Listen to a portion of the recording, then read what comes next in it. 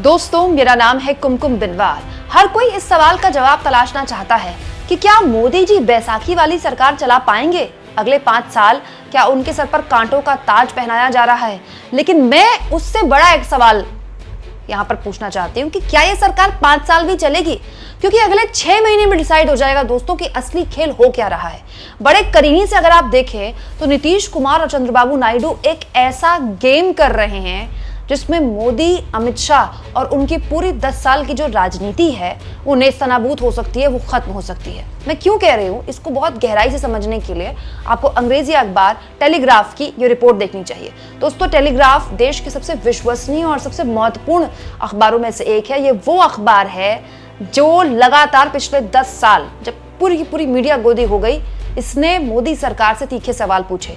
इस अखबार में क्या छपा है ये मैं आपको बताऊं, उससे पहले मैं चाहती हूं कि आप इस बात को समझें कि वो सवाल जो नीतीश कुमार और चंद्रबाबू नायडू से पूछा जा रहा है, क्या वो जायज सवाल है कि आप एक ऐसी पार्टी के साथ कैसे सरकार का हिस्सा बन रहे हैं जो जानी इसलिए गई है पिछले 10 सालों में कि या तो उसने अपने सहयोगियों को खत्म कर दिया या पार्टी तोड़ दी, या फिर उनके जो बड़े नेता थे अपनी पार्टी में शामिल करवा लिया।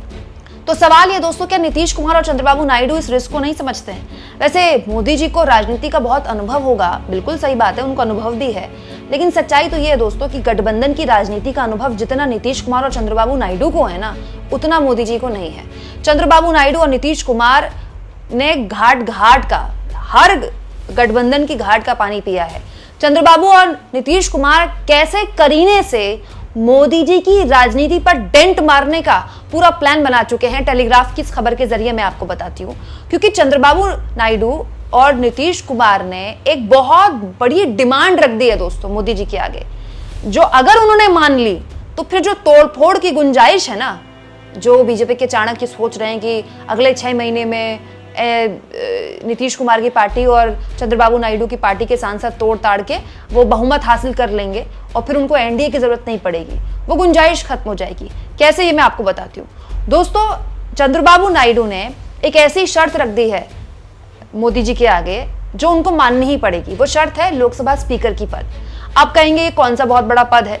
ठीक है, चंद्रबाबू नायडू को अगर ये पद मिल गया तो लोकसभा के अंदर कार्यप्रणाली, लोकसभा की कार्यवाही को बहुत हद तक एक तरह से सरकार की जो बादशाहत पिछले 10 साल रही है कि इसको सस्पेंड कर दो, ये इसको बोलने का मौका नहीं मिलना है, इधर कैमरा नहीं जाएगा, उसका माइक ऑफ कर दो, वो सारी जो शिकायतें सरकार से रही विपक्ष को, हो सकता है उसमें लगाम लग जाए। लेकिन इसके दूरगामी क्या परिणाम है दोस्तों? इसके दूरगामी परिणाम ये हैं कि अगर किसी सांसद को तोड़ा गया, चाहे वो नीतीश कुमार की पार्टी हो या चंद्रबाबू नायडू की पार्टी हो, बीजेपी द्वारा ऐसा प्रयास किया गया, तो उसके बाद वो जो फैसला होता है, जो अंतिम फैसला होता है, वो किसके पास जाता है? लोकसभा के स्पीकर के पास। यानी नीतीश कुमार और नायडू दोनों ये बात समझ रहे हैं कि उनकी पार्टी के साथ खेलो, उससे पहले बीजेपी के साथ खेल करते हैं। और ये डिमांड अगर बीजेपी ने नहीं मानी नायडू की, लोकसभा स्पीकर के पद की, तो फिर बीजेपी के लिए ये बैसाखी सरकार चलाना बहुत मुश्किल हो जाएगा। इसके अलावा दोस्तों ये भी बता दूं, ये जो स्पीकर वाली डिमांड है नायडू ने जो बीजेपी के आगे रखी है, इस डिमांड का नीतीश कुमार ने फुल सपोर्ट दिया। नीतीश कुमार भी चाहते हैं कि नायडू इस तरह की डिमांड करे, तो दोनों इसमें एकदम साथ हैं।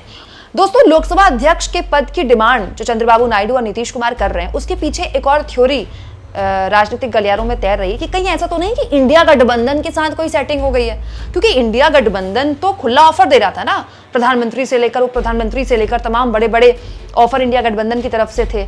और नायडू और नीतीश कुमार दोनों जानते हैं कि जब बैसाखी हटाएंगे सरकार गिर जाएगी मोदी जी की।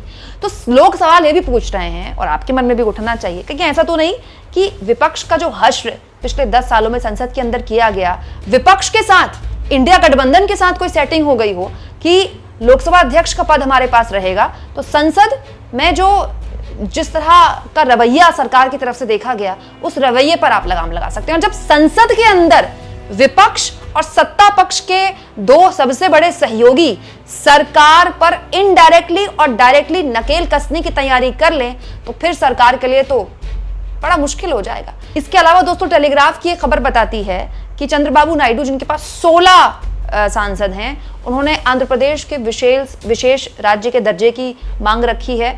इसके अलावा उन्होंने गृह मंत्रालय की मांग रखी है। इसके अलावा उन्होंने रक्षा मंत्रालय की मांग रखी है। और ये विशेष डिमांड उनकी तरफ से की गई है कि अमित शाह कैबिनेट का हिस्सा ना बने। अगर ऐसा होता है तो ये बड़ी अजीब सी स्थिति हो जाएगी मोदी के लिए। इसके अलावा दोस्तों स्पीकर के पद के लिए तो मैंने आपको बात रखी दी है, और महत्वपूर्ण यह है कि नीतीश कुमार ने क्या मांगे रखी है। नीतीश कुमार ने स्पेशल स्टेटस की मांग की है, जो कि बिहार को लेकर लगातार वो मांग करते रहे हैं। बिहार में जब से वो पिछले 10 साल की आप राजनीति उठा लीजिए तो हर गठबंधन में जब उन्होंने पाला बदला तो यही कहकर पाला बदला कि हम स्पेशल स्टेटस की मांग करते हैं। लेकिन इसके अलावा जो उन्होंने मांग रखी है ना, वो मांग बीजेपी खासतौर पर मोदी जी के गले नहीं उतरेगी, जातिगत जनगणना की। दोस्तों जातिगत जनगणना की जो चिंगारी बिहार में नीतीश कुमार ने तेजस्वी यादव के गठबंधन वाली सरकार में जलाई, उसी चिंगारी की आग बीजेपी उत्तर प्रदेश में सह गई। ये जो जितना बड़ा डेंट बीजेपी को उत्तर प्रदेश में बड़े मार्जिन से जो बीजेपी बड़ी बड़ी सीटें हार गई, और इतना एक तरह से सफाया कर दिया अखिलेश यादव ने और कांग्रेस पार्टी ने उत्तर प्रदेश में, उसके बहुत सारे रीजंस हैं, कोई एक रीजन नहीं है, लेकिन बहुत बड़ा रीजन संविधान खत्म होने का डर, आरक्षण खत्म होने का डर है। और बार बार राहुल गांधी जो हाथ में संविधान की किताब लेकर जातिगत जनगणना को लेकर लोगों के बीच एक उत्साह जगाते, पिछड़ों के बीच उत्साह जगाते, दलितों के बीच उत्साह जगाते, वो एक बहुत बड़ा फैक्टर रहा है। और नीतीश कुमार ने कह दिया है कि आप राष्ट्रीय जातिगत जनगणना कराइए। अब इसको लेकर लगातार पिछले 10 सालों में मोदी सरकार टालमटोल वाला रवैया अख्तियार करती रही। जनगणना होती रही है, लेकिन जातिगत जनगणना को लेकर सरकार का रवैया बहुत ही हल्का रहा है। मोदी जी ने तो चुनाव से पहले ये तक कह दिया कि देश में कोई जाति ही नहीं है, बस एक गरीब की जाति और एक अमीर की जाति है। हालांकि देश में जो टिकट बंटवारा होता है वो भी जाति के नाम पर होता है, देश में पूरी पॉलिटिक्स भी जाति के नाम पर होती है। खुद मोदी जी भी अपने आप को ओबीसी प्रधानमंत्री के तौर पर कभी भी प्रमोट करने से या लोगों के बीच वोट मांगने से नहीं थकते। तो बड़ा सवाल ये है कि जातिगत जनगणना की जिस मांग से अब तक मोदी जी ये कहकर बच रहे थे कि ये तो विपक्षियों की मांग है, अब तो उनके सहयोगी कर रहे हैं, तो मोदी जी को मानना पड़ेगा। और अगर मोदी जी नहीं मांगेंगे तो फिर नीतीश कुमार का साथ तो इतना आसान रहेगा नहीं, क्योंकि नीतीश कुमार के पास 12 लोकसभा के सांसद हैं। इसके अलावा दोस्तों खबर तो ये भी है टेलीग्राफ के हिसाब से कि चिराग पासवान भी आंख दिखाने लगे हैं जी। वो चिराग पासवान जिनके सामने उनके पिता के देहांत के बाद उनके चाचा ने पार्टी तोड़ी, और पार्टी उनके सामने उनकी पार्टी तोड़ी गई, और उनके चाचा को मोदी जी ने अपनी कैबिनेट में जगह दी। चिराग पासवान फिर भी मोदी जी के हनुमान बने रहे। चिराग पासवान ने उसके बावजूद भी नीतीश कुमार के खिलाफ विधानसभा चुनाव में प्रचार किया, जिसका नीतीश कुमार को काफी नुकसान भी हुआ। नीतीश कुमार तीसरे नंबर की पार्टी बने। नीतीश कुमार को विधानसभा चुनाव में चिराग पासवान ने नुकसान पहुंचाया, उसके बावजूद भी नीतीश कुमार एनडीए का हिस्सा बने। लेकिन चिराग पासवान ने कमाल कर दिया, 5 लोकसभा सीटें जीती हैं। 5 लोकसभा सीट जीतने वाले चिराग पासवान भी आंख दिखा रहे हैं। चिराग पासवान भी कह रहे हैं भाई हम भी आपके सहयोगी हैं, एनडीए की मीटिंग कर ही ली है, विक्ट्री का साइन दिखाई दिया है फोटो में, तो हमको भी दीजिए सीटें। चिराग पासवान सुन रहे हैं कि रेलवे मिनिस्ट्री मांग रहे हैं, और कोई गलत नहीं है। उनके पिता रामविलास पासवान जब एनडीए का हिस्सा थे तो उनको बड़े मंत्रालय मिलते रहे हैं। तो बड़ा सवाल ये है दोस्तों कि ये जो नेगोशिएशन है, जिसकी मोदी जी आदी नहीं है, मोदी जी इस तरह के बार्गेनिंग के नेगोशिएशन आदी नहीं है। और एक बात मैं आपको बता दूं, चंद्रबाबू नायडू बहुत आदी है।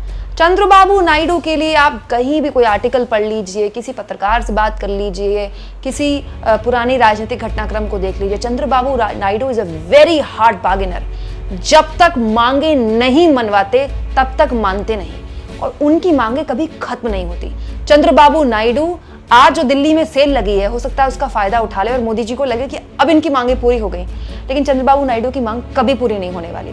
और नीतीश कुमार की पार्टी तोड़ना तो फिर भी आसान होगा, चंद्रबाबू नायडू की पार्टी तोड़ना मोदी जी के लिए बहुत मुश्किल होगा, क्योंकि चंद्रबाबू नायडू आंध्र प्रदेश में एक बड़ी जीत के साथ राज्य के चुनाव में एक किंग मेकर के तौर पर उभरे हैं।